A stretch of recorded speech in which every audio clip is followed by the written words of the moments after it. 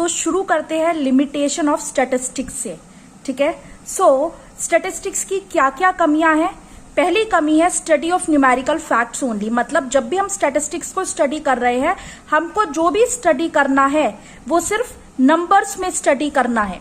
कोई भी क्वालिटी वाली जो चीज होगी, लाइक आपकी फीलिंग्स होंगी, ठीक है, लाइक जस्टिस हो गई, आपका पेट्रियोटिज्म हो गया, ये जो भी फीलिंग्स होंगी, ये आप क्या करोगे, इन सबको आप कंसीडर नहीं कर सकते हो स्टैटिस्टिक्स में। सो ये सबसे बड़ी लिमिटेशन है कि आप यहाँ पर सिर्फ और सिर्फ नंबर्स को ही स्टडी कर सकते हो, लाइक 5 फीट या 50 kg, 70 kg, सिर्फ उन्हीं को कंसीडर कर सकते हो, क्वालिटेटिव चीजों को कंसीडर नहीं कर सकते हैं। सेकेंड लिमिटेशन है स्टडी ऑफ एग्रीग्रेट्स ओनली। अगर कोई मुझसे कहे कि सिर्फ एक के ऊपर रिसर्च करो या एक ही डेटा से स्टडी कंडक्ट करो, सो स्टैटिस्टिक्स कभी भी एक ही डेटा को यूज करके अपनी रिसर्च को या फिर हम कोई भी स्टडी नहीं कर सकते by using only a single data. Like अगर मुझसे कोई बोले कि आप अपनी क्लास के सिर्फ एक स्टूडेंट के मार्क्स को ही एनालाइज करो और देखो कि क्लास में किस तरीके की परफॉर्मेंस है, तो केवल एक बच्चे के मार्क्स को देखकर हम ये नहीं पता लगा सकते कि पूरी क्लास में बच्चे किस तरीके के हैं। ठीक है, तो हमें हमेशा एग्रीग्रेट्स पर ही फोकस करना है, मतलब यहां पर हम ऑल एलिमेंट्स, ठीक है, या फिर टोटल एलिमेंट्स के बेस पर ही कोई भी स्टडी को कंडक्ट करेंगे। ठीक, third is homogeneity of data. Homogeneity मतलब होता है सेम। ठीक है, तो जो भी डेटा हम रिसर्च कर रहे हैं स्टैटिस्टिक्स में, वो डेटा सेम होना चाहिए। फॉर एग्जाम्पल, अगर मैं राम, श्याम और मोहन, ठीक है, इन तीनों को स्टडी कर रही हूं कि इनमें से टॉलेस्ट कौन है और शॉर्टेस्ट कौन है, ठीक है, सो मैं क्या करूंगी कि उनकी हाइट को कंसीडर करूंगी। ठीक है, मतलब ऐसा नहीं है, आपको देखना है कि कौन इनमें से क्या है क्या नहीं है, मतलब लंबा कौन है, फैट कौन है, क्या है। तो अगर आप एक टाइम पर हाइट को कंसीडर कर रहे हो तो आपको सबकी हाइट ही को कंपेयर करना है। अगर एक टाइम पर आप वेट देख रहे हो तो वेट को ही कंसीडर करना है।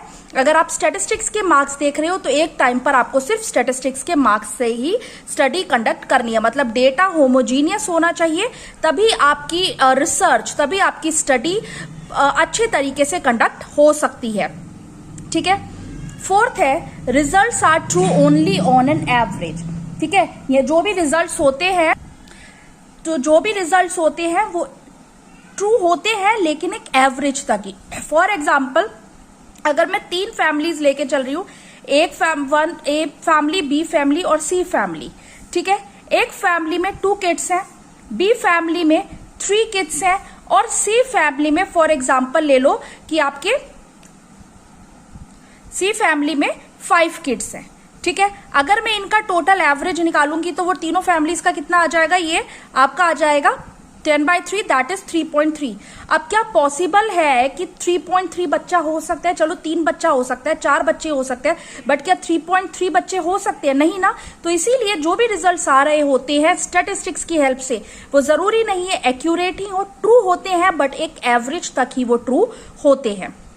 ठीक, फिफ्थ, विदाउट रेफरेंस रिजल्ट्स में बी प्रूवन रॉन्ग। मतलब जो भी हमने हमारा स्टैटिस्टिकल डेटा है, ठीक है, उस स्टैटिस्टिकल डेटा को हमने संभाल कर रखना है, because without that statistical data जो भी हमारे रिजल्ट्स निकल के आ रहे हैं, we can not treat that results as true.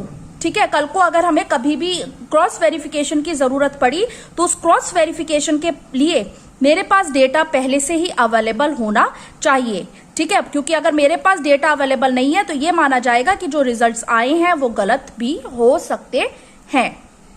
ठीक है, उसके बाद it can be used only by experts. जो स्टैटिस्टिक्स होती है उसे सिर्फ एक्सपर्ट्स ही यूज कर सकते हैं। मतलब जो बंदे स्टैटिस्टिक्स में प्रोफेशनल्स हैं, सिर्फ वही स्टैटिस्टिक्स या वही स्टडी कर सकते हैं। कोई भी इलिटरेट इंसान या जिसको स्टैटिस्टिक्स की नॉलेज नहीं है, वो इंसान कोई भी तरीके की स्टडी को कंडक्ट नहीं कर सकता। इलिटरेट पीपल जो होते हैं वो इसको कंडक्ट नहीं कर सकते हैं।